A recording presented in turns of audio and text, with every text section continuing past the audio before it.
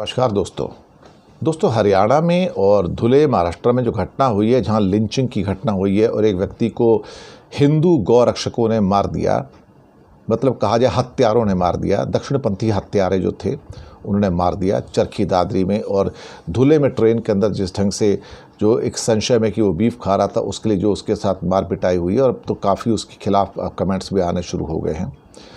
तो अब इसको लेकर राहुल गांधी ने अपनी प्रतिक्रिया दी है और बीजेपी को खुलकर जिम्मेदार ठहराया।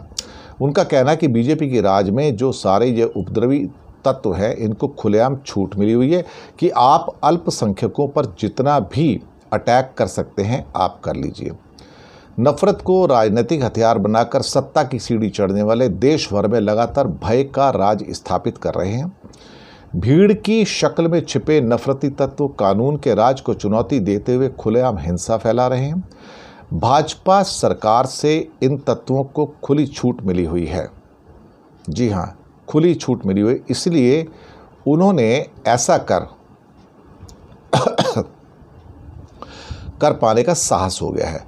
अल्पसंख्यकों खासकर मुसलमानों पर लगातार हमले जारी हैं और सरकारी मूक तंत्र दर्शक बना देख रहा है। ऐसे अराजक तत्वों के साथ सख्त कानून कार्रवाई करके कानून का इकबाल कायम किया जाना चाहिए। भारत की सांप्रदायिक एकता और भारतवासियों के अधिकारों पर किसी भी तरह का हमला संविधान पर हमला है, हम इसे बर्दाश्त नहीं करेंगे। भाजपा जितनी भी कोशिश कर ले, नफरत के खिलाफ भारत जोड़ने की इस ऐतिहासिक लड़ाई में हम हर हाल में जीत कर रहेंगे। तो ये सारी की सारी स्टोरी जो है वो निकल कर आती है। देखा जाए तो जो लिंचिंग फिर से शुरू हो गई है, हरियाणा में चुनाव आए तो लिंचिंग हो गई, हिंदू मुसलमान तो करना है, तो मुसलमानों पर लगातार हमले किए जा रहे हैं।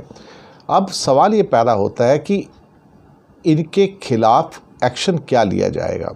हरियाणा की घटना तो शर्मसार करती है पूरे भारत को कि उसमें 5+2 7 सदस्य, सुने में आया कि 8वां सदस्य भी था। और फिर मुख्यमंत्री नायब सिंह सैनी, मतलब जो लोग मार रहे हैं उनके खिलाफ कुछ नहीं बोल रहे, कहता वो उनकी सिर्फ प्रतिक्रिया है। वो तो लिंचिंग होना, ऐसी घटनाएं दुर्भाग्यपूर्ण नहीं होनी चाहिए, कोई कंडेम नहीं कर रहे उसको, वो कि भीड़ द्वारा पीट कर हत्या करने जैसी बातें सही नहीं है।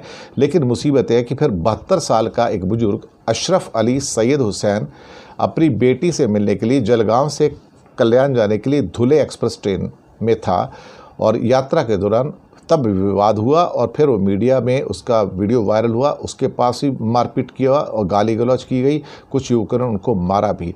तो आप सोचिए कि भारत है, नया भारत है।